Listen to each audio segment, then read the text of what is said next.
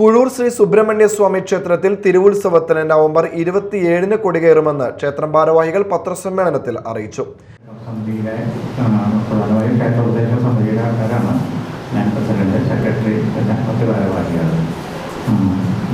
നമ്മുടെ ഉത്സവം അത് എല്ലാ വർഷവും നടത്തുന്നത് തന്നെയാണ്.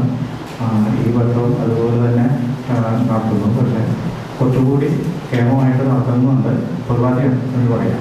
കൂടാതെ അമ്പലത്തിൽ പ്രധാനമായിട്ട് പുനരുദ്ധാരണ പ്രവൃത്തികളൊക്കെ ധാരാളം നടന്നിട്ടുണ്ട്. കല്ലുവിരിക്കൽ അതുപോലെയുള്ള കാര്യങ്ങൾ നടന്നിട്ടുണ്ട്. പിന്നെ ഇത് കഴിഞ്ഞ് ഉത്സവം കഴിഞ്ഞ് വീണ്ടും ഒരു അഷ്ടബന്ധ കലശം നടത്തേണ്ടതുണ്ട്. ഈ അമ്പലം എന്ന് പറയുന്നത് വളരെ നൂറ്റാണ്ടുകൾ പഴക്കമുള്ള അമ്പലമാണ്.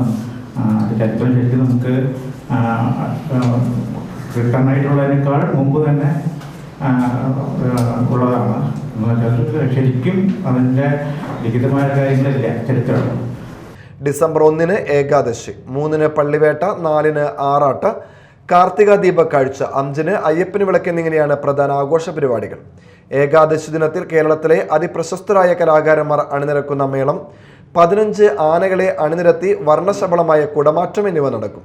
എല്ലാ ദിവസവും വൈകുന്നേരം ചുറ്റുവിളക്ക്, മുഴുക്കാപ്പ്, അന്നദാനം, വിവിധ ക്ഷേത്രകലകൾ എന്നിവ നടക്കും. T Unnikrishna Menon, MG Ganga Devi, VP Prahladan, MA Govindan എന്നിവർ പത്രസമ്മേളനത്തിൽ പരിപാടികൾ വിശദീകരിച്ചു.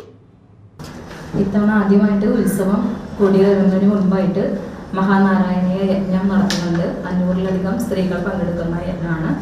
അതിനുശേഷമാണ് national festival of dance and music മുരുകതുലി 2025-ന്റെ ഉദ്ഘാടനം നടക്കുന്നത്. അതിൻ്റെ പ്രത്യേകത എന്താണെന്ന് വെച്ചാൽ കഴിഞ്ഞ കൊല്ലമാണ് നമ്മൾ ആദ്യമായിട്ട് മുരുകതുലി സ്റ്റാർട്ട് ചെയ്തത്.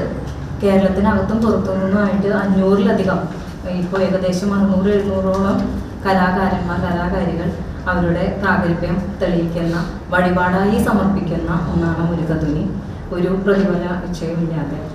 അതുകൂടാതെ നമ്മൾ ക്ഷേത്രകലകളായ സോപാന സംഗീതം, അതുപോലെ നാടകം, ഓട്ടംതുള്ളൽ, കഥകളി, തിരുവാതിരക്കളി എല്ലാം ഉണ്ട്. കണ്ടിന്യൂസ് പ്രോഗ്രാമാണ് നമ്മൾ അറേഞ്ച് ചെയ്തിരിക്കുന്നത്.